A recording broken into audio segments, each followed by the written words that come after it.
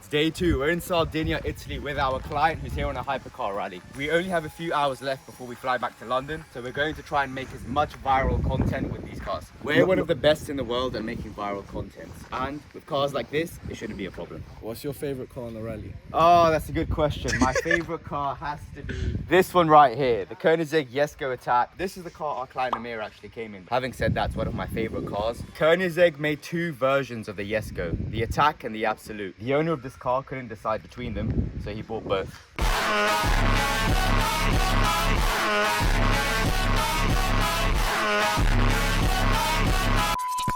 What are you doing, Daniel? As you can see, we've got about £200 million worth of cars, so we thought this is probably a decent time to get a nice little drone shot. And this is what we're seeing right now, just about every supercar that's ever been made in this one frame.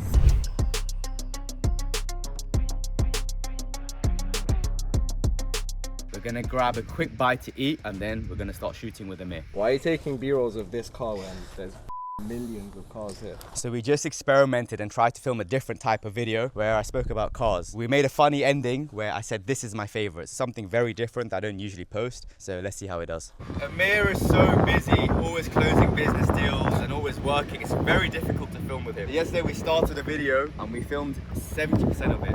Unfortunately, we didn't get the ending. So today Amir's in a complete new outfit, but that doesn't matter because we're gonna just finish the video now and we're not gonna mention the outfit change. And hopefully people comment saying, why have your clothes changed 60% through the video, and it gets more engagement and more views. Isn't that right, Amir? Yeah. Okay, go. Ferrari. Ready and go. That was the holy trinity of hypercars. We rushed back to the hotel, grabbed our bags, and now we're on our way to the airport. It's been a great trip. We came to the world's largest and most prestigious hypercar owners meet. Anyone that was at this event, they have to own a car collection of a minimum of 10 million euros to qualify to be a part of the group. We saw some crazy hypercars, drove around the roads of Sardinia, so it was really fun. And most importantly, we got some crazy viral content for our client Amir. You might be watching this and thinking how cool it is what we do, but the truth is, this is literally an average Tuesday. We do this multiple times a month and we do it all over the world. Think about it. Our clients are billionaires, or they'll be worth at least around 50 million US dollars. That means they have a very exciting business life and they have a great lifestyle that's international. So we get to do cool trips and experiences like this all the time. But the main reason we're able to do it is that we are able to provide these types of people with value. We make them viral content. Yes, they might be very established in business and very wealthy, but the one thing they can't do and don't understand is social media content.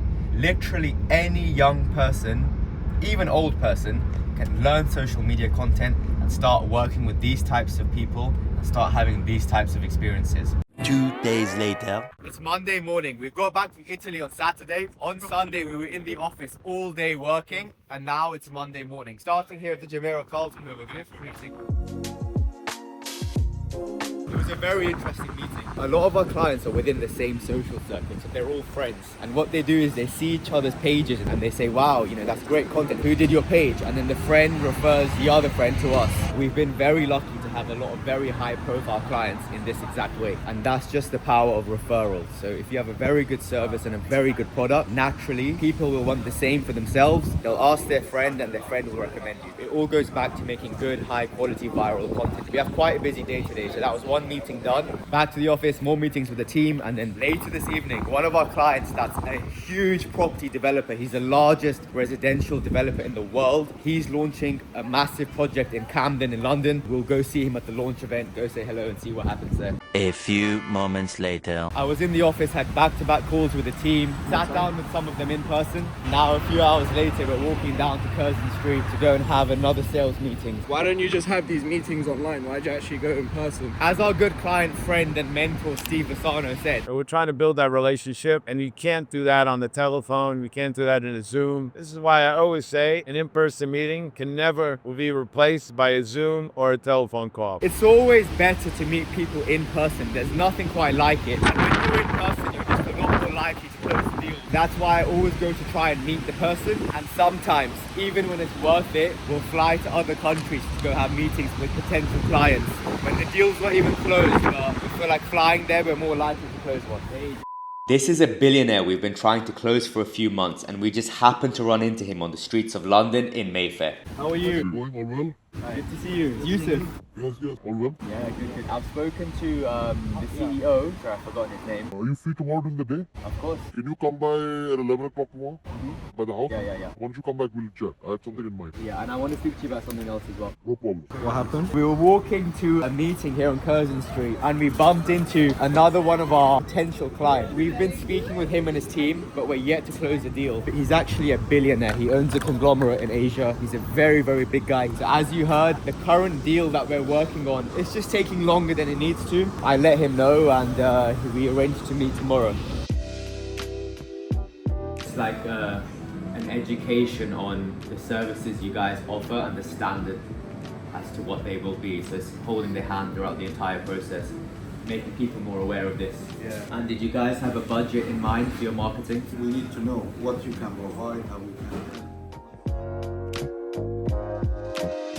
Okay, good to Okay, see you. so good to see you. Thank you so much. Bye bye. Thank Nice you. to meet Good you. to see you guys. Bye bye. See you. What is that? Yeah, it's an A330. What are you doing? Since our office is in Knightsbridge, we are able to see all the planes landing at Heathrow. And because of my friend Steve Bassano, I've become an absolutely huge aviation fan. And for that reason, I love planes, I love flying in them, and I love looking at them. And when they go by, I like to see which ones they are. Every so often, it's a bit too far to tell, so I go on my phone and I use the iPhone zoom, which is very, very strong. And I zoom right in like that to see what kind of plane it is. So that one is an A330.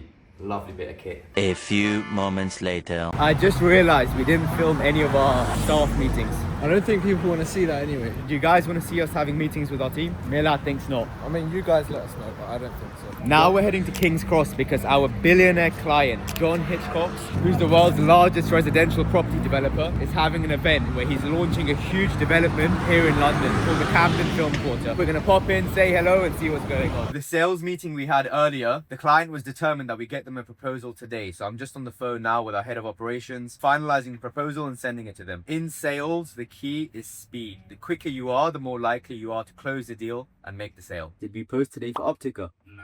Did we post yesterday? What's Optica? Optica is our AI productivity app. It helps you achieve all of your goals. Download it and let me know what you guys think. I've never been there. To be fair, I haven't either. This is an area of London called King's Cross, and it's very cool. It's very edgy.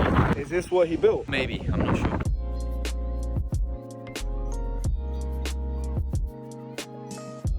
How long have you been working together? 25 years. Before I was born, I got a call from a friend of mine called Stephen Webster, who said, You've got to meet this guy because he will make you rich and famous. He's already quite rich. I don't know how much richer we can make him. I have never stood in front of the camera. I've always been the guy behind the guy, and going on front now is a very strange sensation. I'm just getting used to it. That's hard to believe. You're very good on camera. And he's very good at licking ass.